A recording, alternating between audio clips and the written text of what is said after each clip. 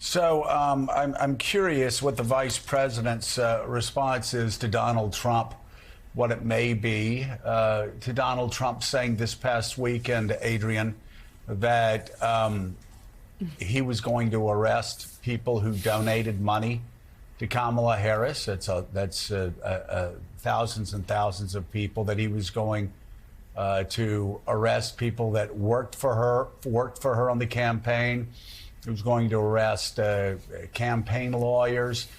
He was going to do all of this as he's once again ginning up conspiracy theories about stolen elections. Yeah, I mean, we'll see tomorrow night, Joe. Hopefully, we'll see if the moderators bring this up and how much of it is discussed in the debate. But here's the bottom line. This is the rhetoric that turns off voters. In a very close election, when there is a small amount of swing voters who are undecided, who will ultimately decide this election, this kind of rhetoric does not turn them on. It turns them off. You contrast that with the fact that the vice president is out there on the campaign trail. Governor Walz says it best, where she's bringing joy back to campaigning. She's talking about how she wants to help the American people, how she's fighting for middle-class families. That is what she thinks about every single morning, Joe, when she wakes up. How am I going to improve the lives of the American people when I become president? Versus Donald Trump, who's saying he wants to arrest his political enemies. He wants to lead like an authoritarian. You know, Joe, in the last, since he became president, not only would a Trump 2.0 presidency be far more dangerous with Project 2025 being enacted, but he's a convicted felon now. And so I think those are the contrast points that she's going to focus on. She wants to focus on making sure the American people understand what a Trump 2.0 presidency would look like. And look, you said it, Joe, it's your best. I mean, this is what Donald Trump is saying out of his own mouth. This is the rhetoric that is coming out of his own mouth. We don't have to sit here and try to analyze what he means. He is telling us what he means. And he is telling us what he will do if he becomes president of the United States. It's very dangerous. It's very divisive. It's terrifying.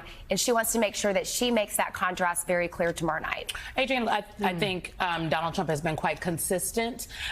He seems to always say a lot on his social media sites. And we've all talked about the fact that there are some people who can be internet bullies, keyboard thugs, as the people like to say, when they do not have the person in front of them. But it's very different when you are face to face next to one another on a debate stage with no in-studio audience to bolster either one of them.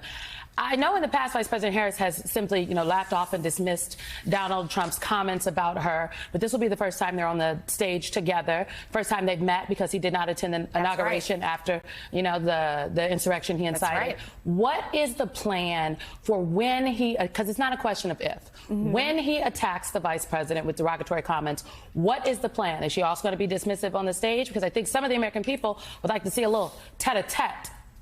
Well, Simona, look, we'll have to see. And you obviously worked for her, and you know how she's very good at drawing these contrasts. And we saw her, of course, when she was in the Senate and the Judiciary Committee. She knows how to draw a contrast and prosecute a case. So I think that she will certainly be holding Trump to account. But look, the debates are, they can be challenging. And I think when you have Trump up there on the stage, spewing lies, saying things that are completely false time and time again. When you are debating him, do you spend your time trying to fact check him and hoping that the moderators will fact check him?